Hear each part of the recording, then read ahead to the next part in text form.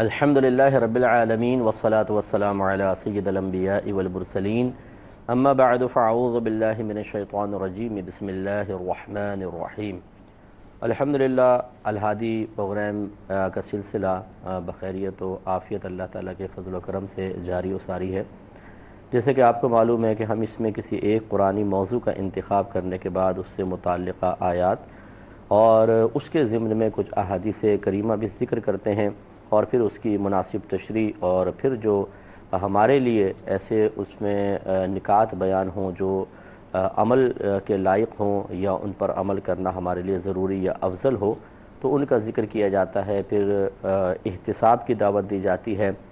عمل کیسے کرنا چاہیے، کس طرح استقامت حاصل کرنی چاہیے، اس پر بھی ہمارا کلام ہوتا ہے۔ ابھی جو ہمارا موضوع چل رہا ہے وہ اطاعت رسول کا موضوع ہے صلی اللہ علیہ وسلم، یعنی نبی کریم صلی اللہ علیہ وسلم کا حکم ماننا، اور یہ ایک مومن کے لیے بہت ضروری چیز ہے کہ وہ اپنے نبی کے احکام کو سمجھے۔ جب ہم اپنے ماں باپ کے کسی حکم کو سنتے ہیں، اگر ہم باادب ہیں، اگر اپنے استاد کے حکم کو سنتے ہیں، اگر ہم باادب ہیں، اپنے کسی امام صاحب، کسی عالم صاحب کے حکم کو سنتے ہیں اور ہم باادب ہوں، تو یہ مجال نہیں کہ ہم ان کے حکم کو ٹال دیں، اور اگر ٹالیں بھی تو بہت بدتمیزی اور بہت ہی برا سمجھا جاتا ہے۔ تو سوچئے کہ جب تمام نبیوں کے رسول ہمارے آقا صلی اللہ علیہ وسلم کوئی کلام بیان فرمائیں، کوئی بات بیان فرمائیں، کوئی حکم فرمائیں، اس کو نظر انداز کرنا، اس کے تقاضے کے خلاف چلنا کس قدر برا ہو سکتا ہے۔ اس لیے آپ کی خدمت میں میری گزارش ہے کہ ان باتوں کو بغور سماعت فرمائیں، کیونکہ اب ہم جو زیادہ حدیثیں عرض کر رہے ہیں وجہ اس کی یہ ہے کہ اطاعت رسول احادیث کریمہ پر مطلع ہوئے بغیر کبھی کامل نہیں ہو سکتی، کیونکہ ایک تو قرآنی حکم ہے جو نبی کریم صلی اللہ علیہ وسلم نے براہ راست اپنی زبان سے بیان فرمایا، وہ قرآن میں بھی موجود ہے، یا پھر احادیث کریمہ میں بالکل قرآن میں جو ہے وہ حدیثوں میں بھی آ گیا تو مطابقت ہے۔ اور بعض احکام ایسے ہیں جو قرآن میں براہ راست موجود نہیں ہیں، نبی کریم صلی اللہ علیہ وسلم نے ان کو بیان فرمایا، یا قرآن میں ہیں تو اجمالی طور پہ ذکر ہے یا نوعیت مختلف ہے، نبی کریم صلی اللہ علیہ وسلم نے تفصیل سے بیان فرمایا اور کسی دوسری صورت کے ساتھ اس کو ذکر کر دیا، تو حدیثوں پر مطلع ہوئے بغیر اس میں نبی کریم صلی اللہ علیہ وسلم کے احکام جانے بغیر بہت مشکل ہے کہ اطاعت رسول کی جا سکے۔ اسی ضمن میں چند حدیثیں عرض کر رہے تھے، ایک بخاری و مسلم کی حدیث آج آپ کی خدمت میں اور عرض کریں گے۔ حضرت ابن عمر رضی اللہ تعالی عنہما سے روایت ہے کہ رسول اللہ صلی اللہ علیہ وسلم نے فرمایا کہ ایک عورت کو ایک بلی کی وجہ سے عذاب دیا گیا،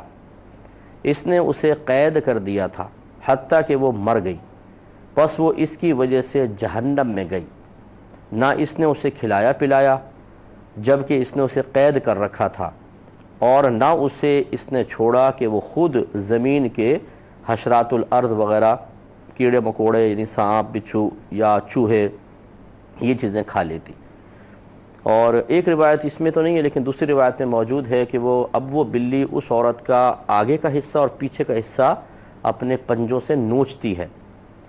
تو اس حدیث مبارکہ میں بظاہر ایک عذاب کا ذکر ہے، لیکن ایک حکم بھی پوشیدہ ہے کہ جانوروں پر ظلم نہ کرو، جانوروں کو تنگ نہ کرو، ان کے ساتھ زیادتی نہ کرو۔ اب دیکھیں، ایک چیز تو یہ ہوتی ہے کہ ایک جانور ہم نے پالا ہوا ہے یا پالتو جانور ہے، اس پر ظلم کی صورتیں ہوتی ہیں، ایک ہوتا ہے کہ جو ہم نے نہیں پالا ہوا اس پر ہم بعض اوقات ظلم کرتے ہیں۔ یہاں تو پالتو بلی کے بارے میں ہے، لیکن ظلم ہوتا ہے، یہ نہیں ہے کہ اگر آپ کا کوئی پالتو جانور نہیں ہے اس پر آپ ظلم کریں تو وہ جائز ہو جائے۔ تو بعض اوقات ایسا ہوتا ہے جیسے آوارہ گرد پھرنے والے کتے ہیں، ان کو لوگ پتھر مار دیتے ہیں بغیر کسی وجہ کے، بس ویسی شرارت سوچتی ہے، وہ کہتے ہیں دیکھیں کتا آ رہا بھی دیکھ کیا ہوتا ہے، وہ پتھر اٹھا کے زور سے مارتے ہیں تو وہ کتا بیچارہ چیختا ہوا بھاگتا ہے۔ ایسے ہی قربانی کے دنوں میں جو قربانی کے جانور ہیں جن کا احترام اور تعظیم کرنے کا حکم دیا گیا ہے، بعض لوگ ان کو تنگ کرتے ہیں، بہت زیادہ مارتے ہیں، دمیں کھینچتے ہیں، کان کھینچتے ہیں، اس سے لازم بات ہے کہ جانور کو تکلیف ہوتی ہے۔ اب ان کو ہم بے زبان جانور کہتے ہیں اس اعتبار سے کہ زبان تو ہے لیکن یعنی بولنے پہ قدرت نہیں رکھتے ہیں، تو یہ اپنی تکلیف کو ظاہر نہیں کر سکتے، تو یہ بیچارے گھٹتے رہتے ہیں، اندر تکلیف کا برداشت کرتے رہتے ہیں۔ اسی طریقے سے کسی کے گھونسلے سے انڈے اٹھا لینا چڑیا وغیرہ کے یا چیل کے، کوے کے، اور اسی طریقے سے بعض اوقات بچے ہوتے ہیں چھوٹے بچے اٹھا لینا اور پھر وہ ضائع بھی ہو جاتے ہیں، مار دیتے ہیں ان کو، تو یہ سب گناہ کی صورتیں ہیں، اس طرح کسی کے ساتھ نہیں کرنا چاہیے۔ اور اس کے برعکس پھر بعض پالتو جانور ہوتے ہیں، پالتو جانور یعنی جانور پالنا تو منع نہیں ہوتا، لیکن رحمت کونین صلی اللہ علیہ وسلم نے ارشاد فرمایا کہ جب تم کوئی جانور پالو تو اسے دن میں 70 مرتبہ دانہ پانی دکھاؤ، 70 مرتبہ، یعنی 70 مرتبہ کا مطلب خاص گن کا 70 نہیں ہے، مراد یہ کہ جب آپ ایک جانور پالتے ہیں اگر آپ اسے نہ پالتے چھوڑ دیتے تو اس کے رزق کا ذمہ کرم براہ راست اللہ تعالیٰ پر ہے۔ وَمَا مِن دَابَّةٍ فِي الْأَرْضِ إِلَّا عَلَى اللَّهِ رِزْقُهَا، زمین پہ چلنے والا کوئی جاندار ایسا نہیں جس کا رزق اللہ کے ذمہ کرم پر نہ ہو۔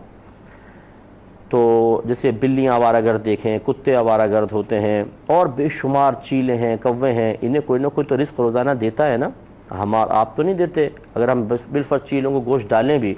تو کیا ہر مخصوص چیلوں کو ڈالتے ہیں؟ کوئی بھی چیل آ کے کھا سکتی ہے، اور ہم کسی خاص کا ذمہ نہیں لیتے ہیں، تو ان کو بھی تو روزی پہنچ رہی ہے نا، اللہ تعالیٰ دیتا ہے۔ لیکن بعض اوقات ایسا ہوتا ہے کہ ہم کسی کے رزق کا مجازن ذمہ لے لیتے ہیں۔ وہ ایسے ہی ہوتا ہے کہ اس جانور کو ہم پال لیتے ہیں اور وہ پھر محتاج ایک طرح سے ہوتا ہے ہماری توجہ کا اور ہماری طرف سے دانہ پانی دینے کا، جیسے پنجروں کے اندر پرندوں کو قید کر لینا، طوطے پالتے ہیں، کبوتر پالتے ہیں، تو اب یہ ہماری ذمہ داری ہو جاتی ہے، حالانکہ اللہ تعالیٰ رزق دینے والا ہے، لیکن جب خود ہم نے اپنے ذمہ پر کچھ چیز لے لیا، اب دینے والی ذات تو اللہ کی ہی ہے، اس کا تو کوئی انکار نہیں کر سکتا، لیکن اب جو وسیلہ از خود بنا ہے اس نے یہ ذمہ داری لی ہے، تو اس پر بھی اللہ تعالیٰ ذمہ داری ڈال دیتا ہے کہ وہ اپنی ذمہ داری کو پوری کرے۔ اگر وہ ذمہ داری پوری نہیں کرتا، اس میں کوتاہی کا مرتکب ہوتا ہے، تو یہ گناہ کبیرہ ہے، کیونکہ اس پہ عذاب بیان ہوا، جس گناہ پر عذاب بیان ہو جائے سمجھ لیں وہ گناہ کبیرہ ہوتا ہے۔ تو لہذا کبوتر پالنا کوئی منع نہیں ہے، طوطے پالنا منع نہیں ہے، انہیں پنجروں میں رکھنا بھی منع نہیں ہے، کیونکہ یہ ہوتے ہیں مانوس، پنجروں سے مانوس۔ کیج برڈز جو ہوتے ہیں وہ پنجروں میں پیدا ہوتے ہیں، پنجروں میں رہتے ہیں، بلکہ اگر آپ ان کو آزاد چھوڑ دیں تو ان کو چیل کوے فوراً کھا جاتے ہیں، کیونکہ اونچا اڑ ہی نہیں سکتے ہیں، ان کو عادت ہوتی ہے، اور نہ ہمارے یہاں پہ ایسے جنگلات اور ماحول ہیں کہ اس میں رچ بس جائیں اور اپنے آپ کو کسی طرح محفوظ کر لیں، تو ہلاکت ہی ہلاکت ہے۔ لہٰذا اگر ان کو آپ رکھتے ہیں پنجرے میں تو کوئی حرج نہیں ہے، لیکن یہ ہے کہ پنجرہ تھوڑا سا بڑا ہونا چاہیے، کیونکہ پرندہ اڑنا چاہتا ہے، تھوڑا سا وہ فلائی کرنا چاہتا ہے، اس کو اس سے خوشی ہوتی ہے۔ آپ ایک چھوٹے سے پنجرے میں ڈال دیں۔ ہم بعض اوقات بچوں کو خوش کرنے کے لیے 2-3 طوطے ایک چھوٹے سے پنجرے میں ڈال دیتے ہیں کہ بچے دیکھ کے خوش ہوں۔ بچے دیکھ کے خوش ہو رہے ہیں، لیکن ان کی خوشی اور ان کا غم، ان کی تکلیف، اصل تو یہ ہے کہ اس کو پیش نظر رکھنا چاہیے تھا۔ اب آپ کہیں گے کہ نہیں یہ تو آرام سے بیٹھے ہوئے ہیں، کچھ وہ کوئی بیچارہ آرام سے بیٹھا ہوا وہ اپنا دکھ کوئی بیان کر سکتا ہے۔ اس کے برعکس آپ تھوڑا سا بڑا پنجرہ لے کر ذرا انہی کو اس میں ڈال کر دیکھیں اور پھر ان کی شوخی دیکھیں، اڑتے ہیں، خوش ہوتے ہیں، ادھر جانا ادھر جانا، تیزی سے اڑنا۔ تو اس کا مطلب یہ ہوا کہ اتنے چھوٹے سے پنجرے میں جنہوں نے مقید کر کے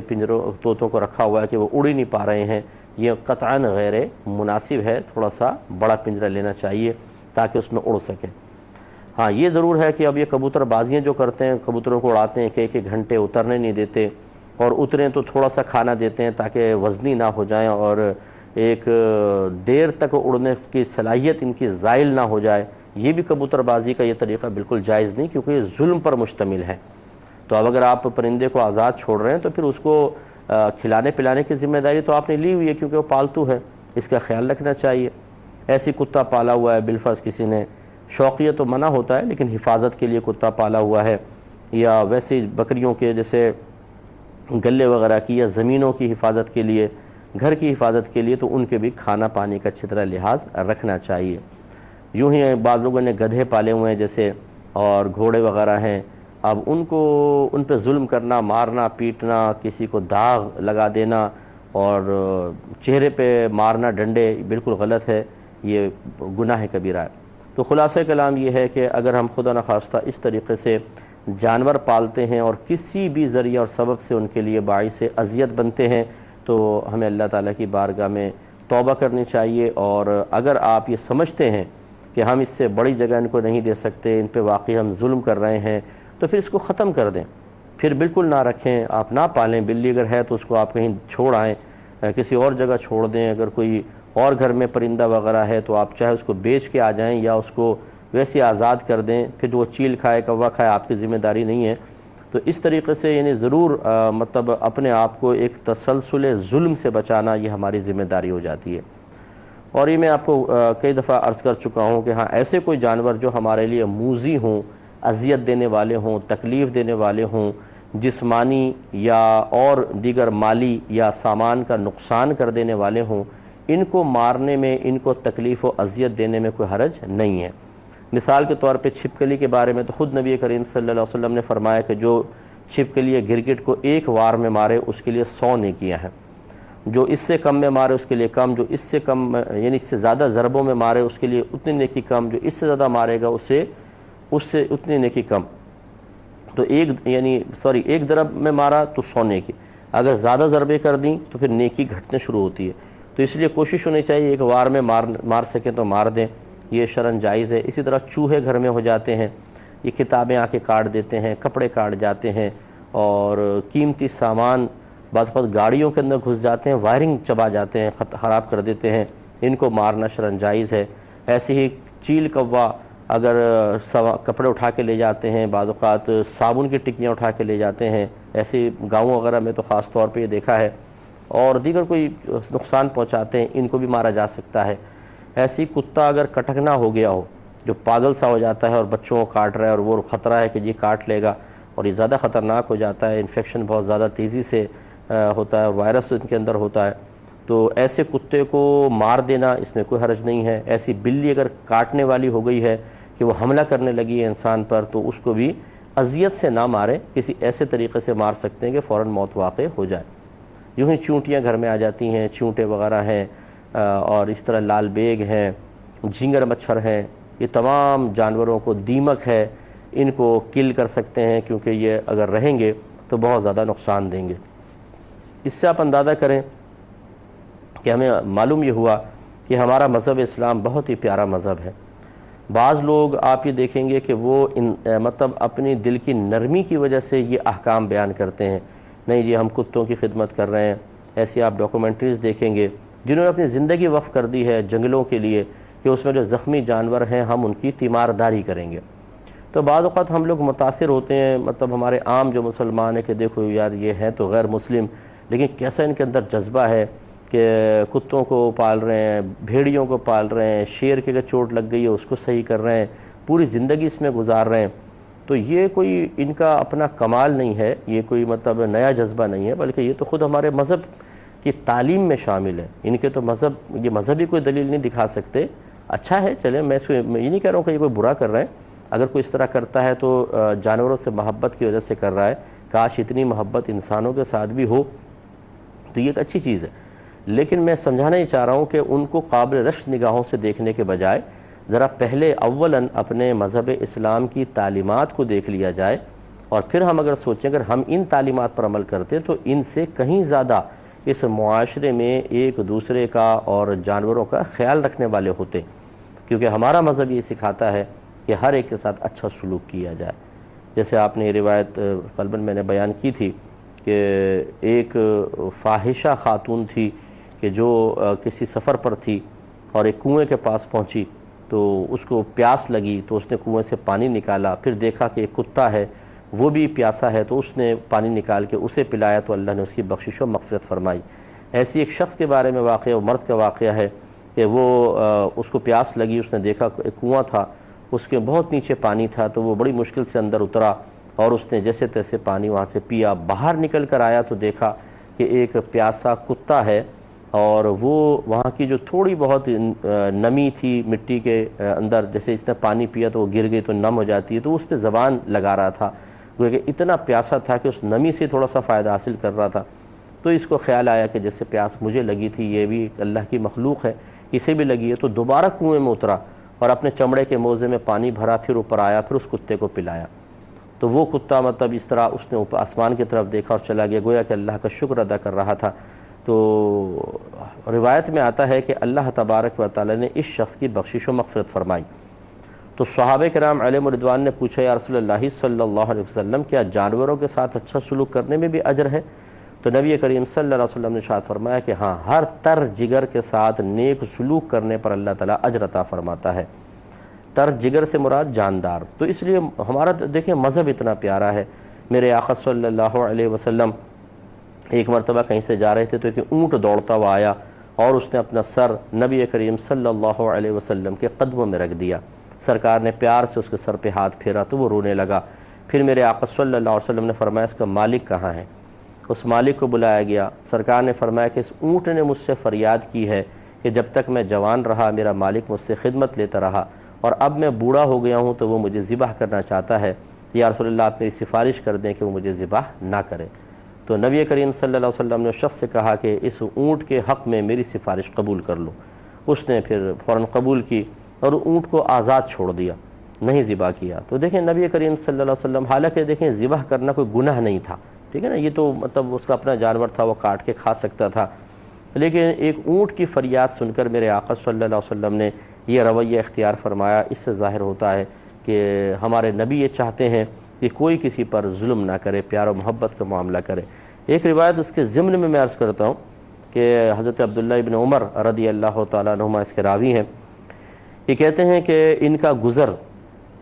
ایک قریش کے چند نوجوانوں کے پاس سے ہوا۔ وہ ایک پرندے کو نشانہ بنائے اسے تیر مار رہے تھے۔ یعنی صورت یہ تھی کہ وہ ایک پرندہ کھڑا کر دیا تھا، اس کے پیر میں ڈوری باندھ کے وہ ایک جگہ باندھ دی تھی، وہ اڑ نہیں سکتا تھا، بھاگ نہیں سکتا تھا، اور اس کو اب تیر مار رہے تھے دور سے۔ وہ اڑتا تھا، بچنے کی کوشش کرتا تھا، اور پرندے کے مالک سے یہ طے کیا تھا کہ ہر چوک جانے والا تیر اس کا ہے۔ یعنی یہ ایک معاہدہ تھا کہ ہم تیر ماریں گے، پرندے کو لگ گیا تو ٹھیک، نہیں لگا تو یہ مالک کا تیر ہو جائے گا۔ اب وہ مہارت، تیر کی مہارت یعنی نشانے کی سچائی کا امتحان ہو رہا ہے۔ تو پھر آپ نے ایک بات بیان فرمائی کہ جو انشاءاللہ زندگی رہی تو میں نیکسٹ پروگرام میں ذکر کروں گا، اور اس سے ہمارے مذہب اسلام کی پیاری سی تعلیمات کا اندازہ ہوتا ہے۔ اللہ تعالیٰ عمل کی توفیق عطا فرمائے، آمین۔ وآخر دعوانا ان الحمد للہ رب العالمین۔